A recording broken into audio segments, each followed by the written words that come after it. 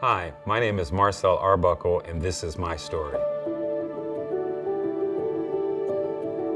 I was born in Gary, Indiana, to a pair of heroin addicts. And when I was 2 years old, they made the decision to abandon myself and my two brothers, who were 3 and 4 years old. They left us standing on the steps of the city courthouse.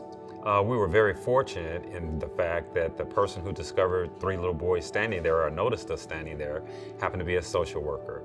And so she picked us up and took us to what is now called Child Protective Services. Now, back in 1960, there were very few families that were certified and licensed to be foster care providers because the system had just begun in 1958. So they literally would put us in the car and drive us around to various homes to see if the individuals would consider taking us in. And the very first home that they took us to was an elderly couple that were probably old enough to be our great-grandparents. And they asked would they take us in, and they indicated that they had 1 spare bedroom with a set of twin beds in it, and so they would take the 2 youngest. So on the day that we were abandoned, not only did we deal with the abandonment, but we also suffered the horror of being separated from our sibling.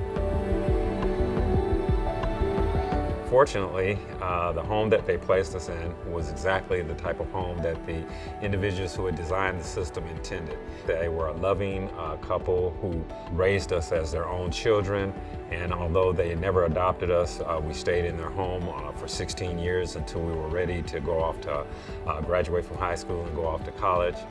They had very little education. In fact, between the 2 of them, they only had a 3rd grade education, but because they had just a little bit of it, they knew the value of education, and so they imposed it on myself and my brother. And we graduated from high school. I went away to college, to Indiana University, and graduated summa cum laude with a double major in law and public policy and policy and administration. I then was hired by Ford Motor Company, moved to the Detroit area, got married, had 2 children, and lived happily ever after. Went back to school at night and got an MBA.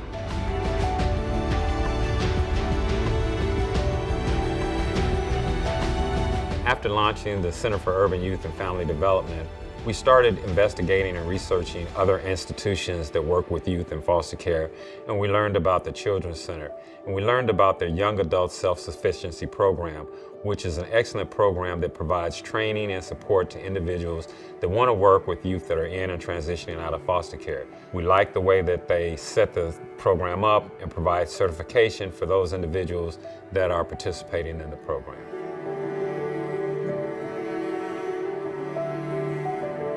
If someone were asking me about considering being a semi-independent living provider and they were kind of on the fence, I'd probably ask them to think about their own childhood, think about the impact that having a family that cares had on their own life. We know in our world today, research indicates that the average human being has a direct relationship with a caring person until they're 26 years old.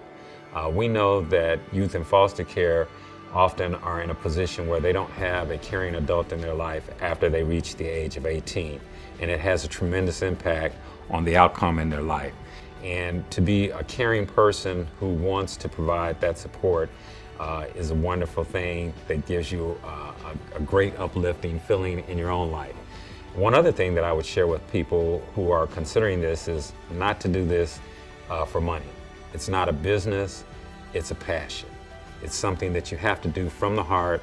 You have to care about the person, and you don't have to be perfect. You can make some mistakes, but you will be cherished and loved if your love is genuine, if your giving is genuine.